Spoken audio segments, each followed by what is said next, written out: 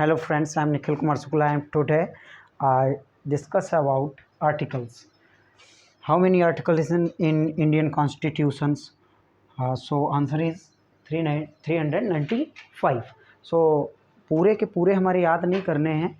अगर हम बात करें जो कुछ परीक्षा की दृष्टि से हमारे इम्पोर्टेंट हैं, वही एग्ज़ाम में जो पूछे जाते हैं उसी को याद करना है। वही हम जो है लिखे हैं थोड़े से बोर्ड पे, 1 से लेकर के हमारे 51A तक हैं और 2 पार्ट में इसका वीडियो आएगा। 2 पार्ट में हमारा कंप्लीट हो जाएगा। अगर 1 पार्ट में करते हैं तो हमारा वो ज़्यादा हो जाता है, 395 है इसीलिए। तो अगर हम डिस्कस अबाउट करें तो अगर हम आर्टिकल नंबर 1 की बात करें तो इसमें कहा गया है, इसमें क्या कहा गया है? भारत अर्थात इंडिया राज्यों का संघ होगा। अगर हम दूसरे की बात करें तो हमारे यहाँ पे नए राज्यों की स्थापना व प्रवेश। ठीक है दोस्तों। अगर हम तीसरे की बात करते हैं तो इसमें अगर हम मतलब नए राज्यों की स्थापना व प्रवेश, जैसे इसका क्या मतलब है? जैसे कोई अन्य देश अपने क्षेत्र को भारतीय क्षेत्र में मिलाना चाहता है, तो अगर हम अपने देश के राज्यों की बात करें, राज्यों को तोड़ के उनके थोड़े से, जैसे हमारा 9 नवंबर जो है 9 नवंबर 2000 को हमारा उत्तराखंड अलग हुआ है यूपी से, उसी प्रकार जैसे हमारा 2 जून 2014 को तेलंगाना बनाया आंध्र प्रदेश से हट करके। तो अगर हम बात करें तो 3 के अंतर्गत आर्टिकल नंबर 3 के अंतर्गत अगर मतलब बात करते हैं तो हो जाता है हमारा राज्यों की सीमा तथा नए राज्यों की स्थापना। ठीक है। नंबर पार्ट 1 है। पार्ट 1 में कितने हमारे हैं? 4 हैं केवल आर्टिकल। भाग 1 में जो संविधान में भाग, कितने भाग हैं बताओ? 22 भाग हैं, 12 अनुसूचियाँ हैं। ठीक है। 395 अनुच्छेद हैं। ठीक है। अगर हम बात करें भाग 2 में कितने अनुच्छेद हैं? 5 से लेकर 11 तक नागरिकता के बारे में बताया गया है। अगर हम 5 की बात करते हैं तो नागरिकता बताई गई। इसमें क्या बताई गई है? नागरिकता, सिटीजनशिप। क्या बताई गई है? सिटीजनशिप। ठीक है। अगर 9 के बारे में बात करें, अगर कोई व्यक्ति किसी अन्य देश में जाकर के उसकी नागरिकता को ग्रहण करता है, यानी कि लेता है, तो हमारे देश की नागरिकता आर्टिकल नंबर 9 के अंतर्गत समाप्त कर दी जाती है। अगर यदि मतलब अन्य देश की नागरिकता लेने पर भारतीय नागरिकता समाप्त।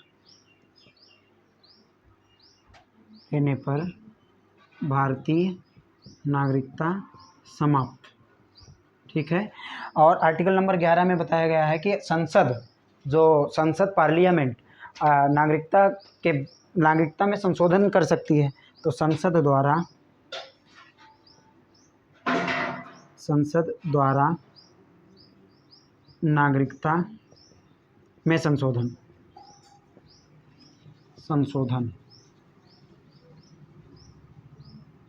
ठीक है दोस्तों। अगर हम पार्ट नंबर 3 की बात करते हैं, 12 से लेकर 32 तक। अगर पार्ट नंबर 3 के बारे में बात करते हैं, 12 से लेकर 32 तक हमारे फंडामेंटल राइट्स हो जाते हैं। क्या हो जाते हैं? फंडामेंटल राइट्स हो जाते हैं। इसके बारे में अगर हम डिस्कस करें, ये कहाँ से लिए गए हैं? ये हमारे USA, United state of America से लिए गए हैं। ठीक है। यूनाइटेड स्टेट ऑफ अमेरिका, संयुक्त राज्य अमेरिका। अगर हम 12 की बात करें तो 12 में हमारा डिस्कशन किया गया है राज्यों के बारे में, राज्य की परिभाषा। अगर हम 14 से 18 तक समानता का अधिकार दिखाता है। क्या है? 14 से 18 तक समानता का अधिकार दिखाता है। अगर 14 के बारे में बात करें तो 14 में समानता आ जाती है। क्या आ जाती है? समानता, यूनिटी जिसको बोलते हैं। ठीक है। अगर 15 के बारे में बात करें तो मूल, वंश, जाति, लिंग के आधार पर भेदभाव। हमारे 15 में बताया गया है कि ना ही कोई भी व्यक्ति मूल, वंश, जाति, लिंग के आधार पर कोई भी भेदभाव नहीं कर सकती है।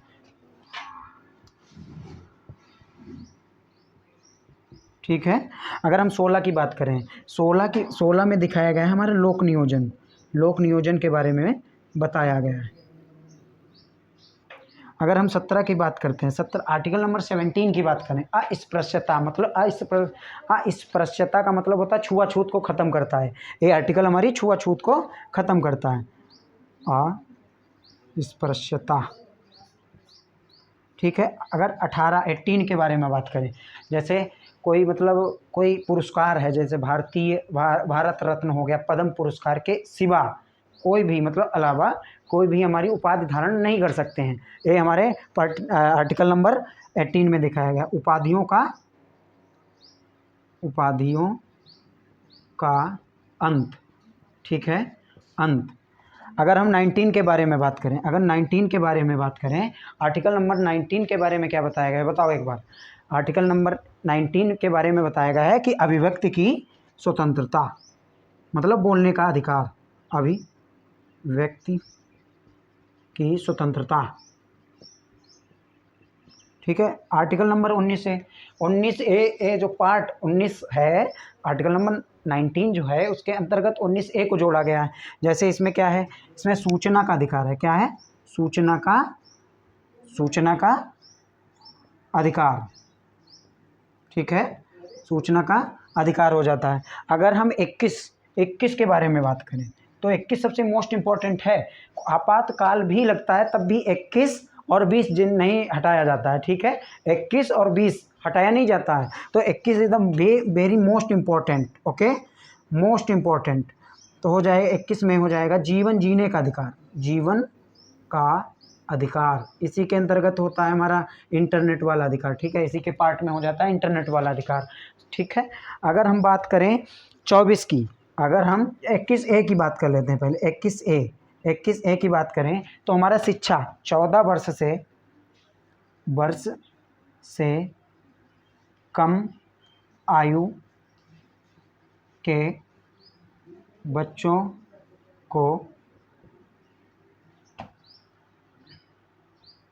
को शिक्षा का अधिकार। ठीक है। अगर हम बात करें आर्टिकल नंबर 24 जो परीक्षा की दृष्टि से बहुत बार पूछा गया है, परीक्षा की दृष्टि से इम्पोर्टेंट है और बहुत बार पूछा गया है इसको। ठीक, तो क्या हो जाएगा हमारा, यहाँ पे 24 को लिखते हैं। 24 है, 25 है, 29 है और 30 है और 32 है। ठीक, 30 और 32। ठीक, अगर हम इसके बारे में बात करते हैं तो हमारा हो जाएगा यहाँ पे 14 वर्ष से कम उम्र के बच्चों को जोखिम भरे कामों में नहीं रखा जा सकता है। जोखिम वाले कारखानों में रखने पर प्रतिषेध है। ठीक है। अगर हम 25 की बात करें, 25 से 28 तक हमारे धर्म के बारे में बताया गया है। आर्टिकल नंबर 25 से 28 तक तो धर्म के प्रचार की स्वतंत्रता,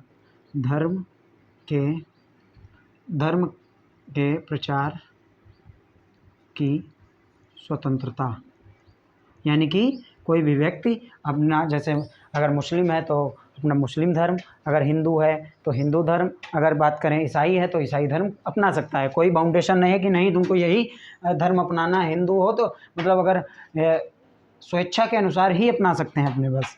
अगर हम 29 की बात करें तो हमारे अनुसूचित, अगर हम 29 के बारे में बात करें तो 29 में क्या आ जाता है बताओ।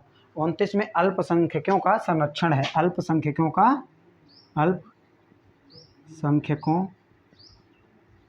का संरक्षण। ठीक है। अगर हम 30 के बारे में, आर्टिकल नंबर 30 के बारे में बात करते हैं तो आर्टिकल नंबर 30 के बारे में अगर बात करें तो अल्पसंख्यकों संख्यकों के शिक्षा का अधिकार, मतलब अपना वो शिक्षण संस्थान वगैरह और उसकी अधिकारिता भी कर सकते हैं, अधिकार। ठीक है। अगर हम 32 के बारे में, 32 is a very most important. अगर हम बात करें 32 की, तो शोषण के विरुद्ध कोई भी अगर तुम्हारा राज्य जो है कोई भी तुम्हारे मौलिक अधिकारों का शोषण करता है तो अपने सुप्रीम कोर्ट में याचिका दायर की जा सकती है। ठीक है। 32 के अंतर्गत शोषण के विरुद्ध अधिकार, हमारे मौलिक अधिकार जो फंडामेंटल राइट हैं कितने से कितने तक हैं, 12 से 35 तक, और 36 से 51 तक, 36 से 51 तक हमारे नीति DPSP हैं। क्या है? राज्य के नीति निर्देशक तत्वों के बारे में बताया गया है। अब हम राज्य के नीति निर्देशक तत्वों के बारे में डिस्कशन करेंगे। भाग 3 में है, भाग 4 में, सॉरी, भाग 4 में है, भाग नंबर 4, राज्य के नीति निदेशक तत्व। ठीक है। 36, 39 जो परीक्षा की दृष्टि से इम्पोर्टेंट है वही हम ले रहे हैं। 39A, 40। अगर हम आर्टिकल नंबर 36 के बारे में बात करें तो राज्य की परिभाषा हो जाती है। क्या हो जाती है? राज्य की परिभाषा।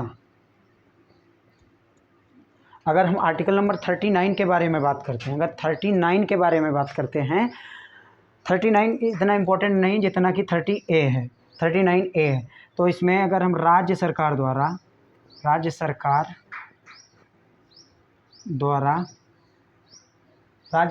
द्वारा अगर पीछे, मतलब जो निर्धन व्यक्तियों के पास इतना पैसा नहीं होता है जो अपने सुप्रीम कोर्ट जाएं या हाई कोर्ट जाएं, तो इसके बारे में नहीं, तो राज्य सरकार द्वारा हमारा जो है कानूनी कार्यवाही के लिए निःशुल्क प्राप्ति। ठीक है। अगर हम 40 की बात करें, ग्राम पंचायत 40 के बारे में। 42 की बात करें, 42 जो है इम्पोर्टेंट है। 42 की अगर बात करें हम, तो न्यायोचित एवं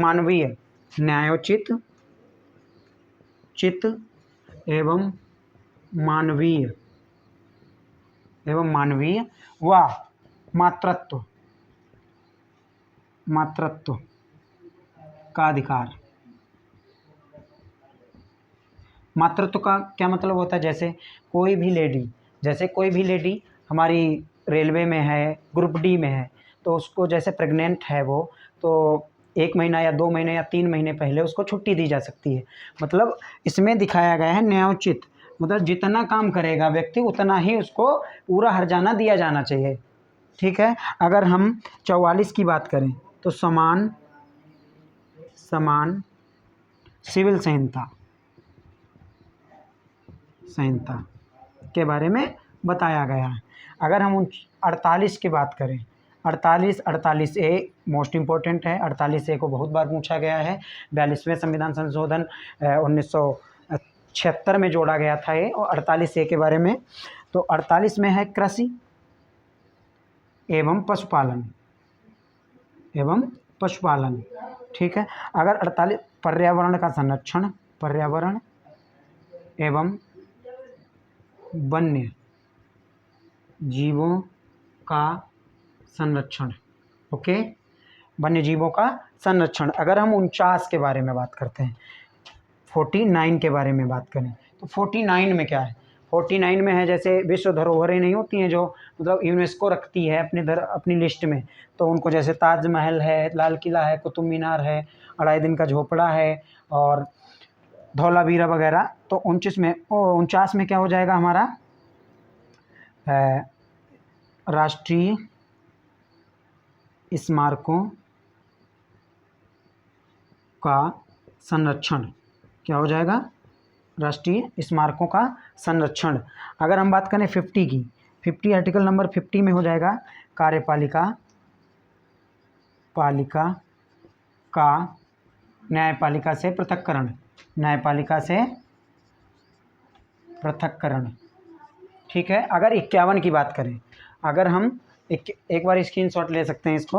अगर हम 51 की बात करें, अगर हम 51 की बात करें, सबसे लास्ट है DPSP हमारा 51 में अंतर्राष्ट्रीय शांति एवं सुरक्षा के बारे में बताया गया है। ठीक है, अगर हम 51A की बात करें तो मौलिक कर्तव्य क्या है हमारे, मौलिक कर्तव्य। तो हमारे कितने भाग का कंप्लीट हुए हैं, नंबर 1 राज्य वाला कितने से कितने तक है, 1 से 4 तक। ठीक है, 1 से। सेकेंड हमारा कितना है, सेकेंड है 5 नागरिकता है, जिसमें 5 से 11 तक। ठीक, अगर हम बात करें भाग थर्ड की, जिसमें मौलिक अधिकार हैं हमारे, मौलिक अधिकारों को कहाँ से लिया गया है, USA से, जैसा कि मैं बता चुका हूँ अभी। तो 12 से लेकर के 35 तक है। अगर हम भाग 4 की बात करते हैं, भाग 4 की बात करते हैं, भाग 4 की बात करें तो हमारा क्या हो जाएगा, 36 से 51 तक। और 4th A में जोड़ा गया है, जो 4th A की बात करें तो 51 हमारा हो जाएगा DPSP, यानी 51A DPSP। ठीक है, इसके बारे में हो जाएगा। अब हम भाग नंबर 5 की बात करेंगे। भाग नंबर 5 कार्यपालिका, यानी कार्यपालिका के बारे में। कार्यपालिका जैसे राष्ट्रपति हो गया हमारा, राष्ट्रपति हो गया, और राज्यपाल वगैरह सब अब करेंगे हम। चलो हम अब कार्यपालिका के बारे में देख लेते हैं, 52 से जो कि 78 तक है। इसमें पार्ट नंबर जो हमारा 5 है, भाग नंबर 5। ठीक है, 5। इसके बारे में जैसे 3 अनुच्छेद हैं, 3 के बारे में बताएगा, ऐसे करके देख लेते हैं। ये है हमारी कार्यपालिका जो कि 52 से लेकर के 78 तक बताई गई है। उसके बाद में संसद, इसी में संसद भी आ जाती है, लोकसभा राज्यसभा वगैरह सब इसी में आ जाता है। संसद के बारे में 79 से लेकर के 123 तक बताया गया है। तथा उसके बाद में सर्वोच्च न्यायालय के बारे में बताया गया है 124 से लेकर के 147 तक। अगर हम बात करें तो 148 से लेकर के 151 तक हमारा CAG CAG comptroller and auditor general of India के बारे में बताया गया है। ठीक है, इसमें है SC यानी कि सुप्रीम कोर्ट के बारे में बताएगा। चलो अब हम बात करते हैं कार्यपालिका की। सबसे नंबर में पहले में कार्यपालिका किस अनुच्छेद में है, 52 में, 52 से लेकर के 78 तक। तो 52 में अगर हम बात करें तो हो जाएगा भारत का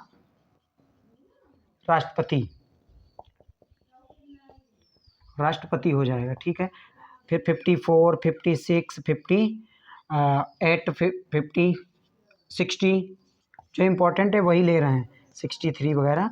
तो हम बात करते हैं सबसे पहले 54 की। तो 54 में हो जाएगा राष्ट्रपति का निर्वाचन, इलेक्शन ऑफ प्रेसिडेंट। अगर हम 56 के बारे में बात करें, अगर 56 के बारे में बात करते हैं हम, अगर हम आर्टिकल नंबर इसके मतलब निर्वाचन हो गया, कार्यपालिका कार्यकाल हो जाएगा। इसमें 58 में हो जाएगा हमारा, 58 में हो जाएगा कार्यकाल हो गया, योग्यता हो जाएगी। क्या हो जाएगी, योग्यता। अगर हम 60 के बारे में बात करें तो शपथ हो जाती है। क्या हो जाती है, शपथ, राष्ट्रपति द्वारा शपथ। 61 का महाभियोग, राष्ट्रपति को महाभियोग के द्वारा हटाया जा सकता है, संसद के द्वारा वियोग।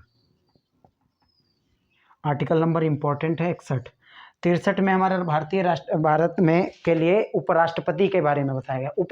राष्ट्रपति हो गया हमारा, उपराष्ट्रपति के बारे में बताया गया है।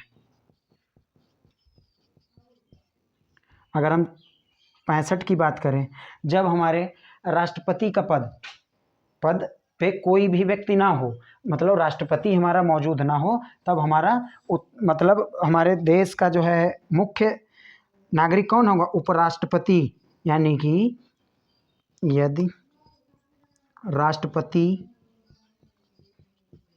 का पद रिक्त होने पर उपराष्ट्रपति द्वारा कार्यभार, ठीक है, और उपराष्ट्रपति का कार्यभार। अगर हम बात करें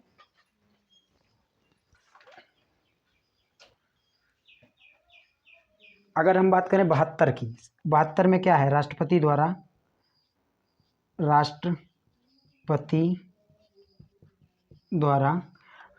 के द्वारा किसी भी व्यक्ति को क्षमादान, यानी क्षमादान हो जाएगा। क्या हो जाएगा? क्षमादान। अगर हम बात करें 74 के बारे में, तो मंत्री परिषद हो जाएगा। क्या हो जाएगा? मंत्री परिषद। मतलब जैसे प्रधानमंत्री नहीं होता है, मंत्री परिषद का प्रमुख कौन होता है? प्रधानमंत्री होता है। ठीक। अगर हम बात करते हैं 76 की, 76 है और 78 के बारे में, तो हमारा 76 हो जाएगा भारत, 76 78। अगर 76 के बारे में महान्यायवादी,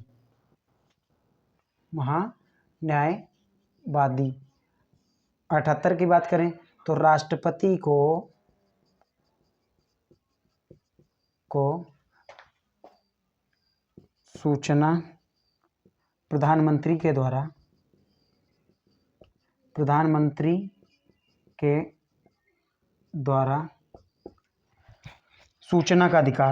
सूचना देने का अधिकार। ठीक है। अब हम बात करते हैं कार्यपालिका। हमारी कार्यपालिका कितने तक है? 52 से लेकर 58 तक। ठीक है। अब हम बात करेंगे संसद के बारे में। संसद के बारे में अगर बात करते हैं, संसद के कितने पार्ट हैं? अगर संसद की बात करें तो संसद के हो जाते हैं हमारे 3 पार्ट। नंबर 1 राष्ट्रपति हो जाता है, राज्यसभा हो जाती है, लोकसभा हो जाती है।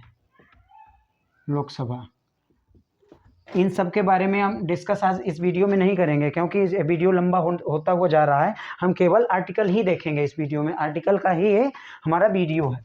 तो हमारा 79 से लेकर के 122 तक, 79 से लेकर के 122 तक, 79 से लेकर के 123 तक हमारी संसद के बारे में, संसद के गठन, संसद का कार्य, संसद के सदन के बारे में बताया गया। तो 79, 80, 81, 82, 85 सीधे लो क्योंकि इम्पोर्टेंट है। 85, 86 और 93 और हमारा 93। 79 में संसद के बारे में बताया गया है। 79 में संसद के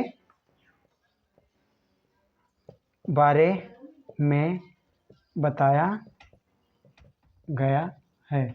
अगर हम बात करें 80 के बारे में, अगर 80 के बारे में राज्यसभा के बारे में बताया गया। किसके बारे में बताया गया? राज्यसभा के बारे में। राज्यसभा के बारे में। अगर हम 81 के अंतर्गत बात करते हैं तो 81 में हो जाता है हमारा लोकसभा के बारे में बताया गया। लोकसभा क्या हो जाएगा? लोकसभा के बारे में।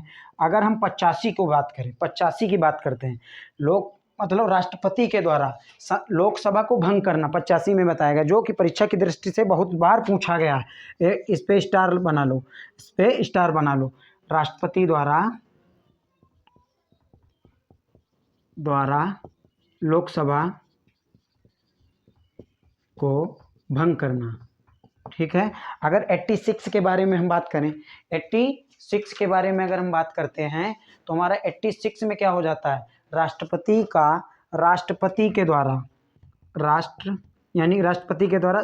सदनों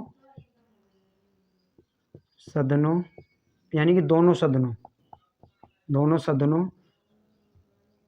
को सूचना देने का अधिकार।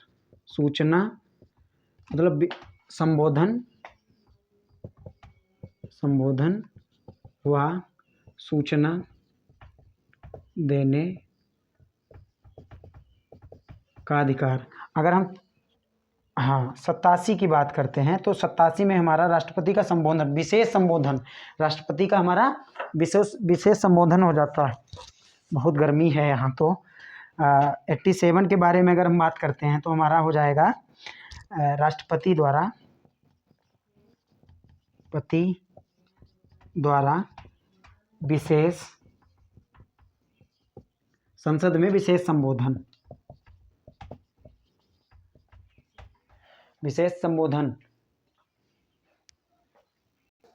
चलो अगर हम अब 89 और 93 के बारे में बात करें, 89 जो मोस्ट इम्पोर्टेंट है, 89 और 93 के बारे में बात करें, हमारे 89 में हो जाता है राज्यसभा के सभापति,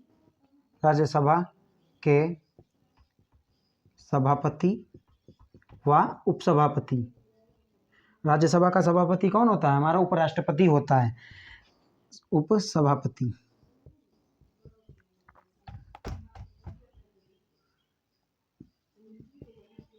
ठीक। अगर 93 के बारे में बात करते हैं तो हमारा लोकसभा के अध्यक्ष 89 में क्या है? राज्यसभा के सभापति व उपसभापति। और 93 में क्या है? लोकसभा के अध्यक्ष व उपाध्यक्ष। ठीक। अगर हम बात करें अब 97 के बारे में, 97 और 98, 97, 98, 908, 110, 112, 112। चलो यहाँ पे दिख नहीं रहा होगा आप लोगों को, 98 तक ही पहले करते हैं। 97 के बारे में अगर बात करें हम तो 97 के बारे में संसद के सदनों के वेतन भत्ते वगैरह हो जाएंगे, संसद के सदनों के वेतन भत्ते हो जाएंगे। और 98 में हो जाएगा संसद सचिवालय के बारे में। अगर हम इसमें करें संसद के वेतन भत्ते और इसमें संसद सचिवालय, एक बार संसद सचिवालय। ठीक है, एक बार स्क्रीनशॉट ले लो आप लोग। अब हम बात करते हैं संयुक्त बैठक वगैरह और वार्षिक वित्तीय वितरण के बारे में अगर बात करें हम, क्योंकि 123 तक है ये संसद के बारे में। तो 108, 10, 1110 यानी कि 110, 112 के बारे में अगर बात करें हम तो 108 में जो है 108 में, आर्टिकल नंबर 108 में राष्ट्रपति द्वारा दोनों सदनों की संयुक्त बैठक के बारे में बताया गया है। दोनों सदनों की, यूपीएसआई में आया हुआ क्वेश्चन है, दोनों सदनों की संयुक्त बैठक राष्ट्रपति के द्वारा। 110 में क्या बताया गया है बताओ? धन विधेयक की परिभाषा क्या है? धन विधेयक की परिभाषा। 112 में वार्षिक वित्तीय वितरण, जिसको बजट के नाम से जानते हैं, जिसको आधुनिक नाम इसका क्या है? बजट। इसको क्या बोलते हैं? वार्षिक वित्तीय वितरण। ठीक है, वार्षिक। हमारा आर्टिकल क्या है? 112 में वार्षिक वित्तीय वितरण। अब हमारा सीधे सीधे आ जाओ 123 देख लेते हैं। इसमें राष्ट्रपति का अध्यादेश। अगर हम बात करें 124 से लेकर के 147 तक, इसमें क्या आ जाता है? अभी बताया था सभी लोगों को, सुप्रीम कोर्ट आता है। सुप्रीम कोर्ट का मतलब गठन, मुख्य न्यायाधीश वगैरह जितने होते हैं। तो हमारे सुप्रीम कोर्ट के सबसे पहले न्यायाधीश कौन थे? हीरालाल जे कानिया। अब कौन है? एन वी रमन्ना है। तो 124 से 147 तक हमारा क्या है? एससी है। एससी का मतलब सुप्रीम कोर्ट। ठीक है, एससी का मतलब होता है सुप्रीम कोर्ट। तो 124 से लेकर के 147 तक हम कंप्लीट करते हैं। पहले 124, 125, 126, 127 ये मोस्ट इम्पोर्टेंट हैं। सुप्रीम कोर्ट का गठन। सुप्रीम मतलब भारत में सुप्रीम कोर्ट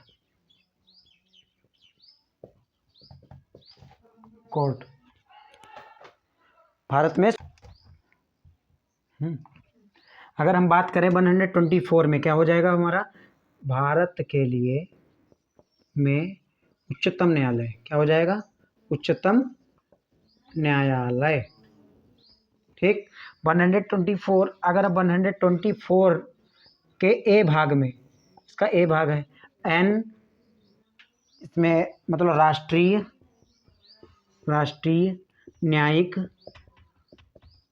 नियुक्ति आयोग का गठन बताया गया।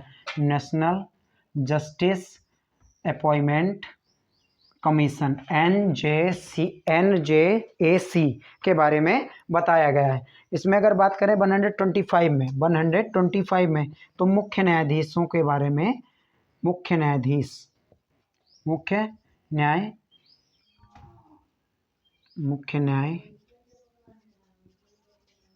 हो जाएंगे हमारे। ठीक है। अगर हम 126 के बारे में बात करें तो हमारा हो जाएगा मुख्य न्यायाधीश के बारे में, मुख्य न्यायाधीश हो जाएगा। इसके बाद हो जाएगा न्यायाधीशों का वेतन, सॉरी यहाँ पे मिस्टेक हो गई है, यहाँ पे न्यायाधीशों का वेतन हो जाएगा, न्यायाधीशों का वेतन। अगर हम इसकी बात करें तो मुख्य न्यायाधीश इसमें होगा, मुख्य न्यायाधीश। अगर 127 के बारे में बात करें, 127 के बारे में बात करें तो अन्य न्यायाधीशों की नियुक्ति है। इसमें कौन सी है, अन्य न्यायाधीशों की नियुक्ति के बारे में। जैसे मुख्य न्यायाधीश होता है, बाकी अन्य न्यायाधीश भी तो होते हैं। अगर हम 129 के बारे में बात करें तो हमारा उच्चतम न्यायालय अभिलेख न्यायालय के रूप में, अभिलेख न्यायालय के रूप में क्या होता है, अभिलेख न्यायालय क्या होते हैं, अभिलेख न्यायालय वे होते हैं जो उनको मतलब जो फैसले होते हैं उनको सुरक्षित रखना, वही अभिलेख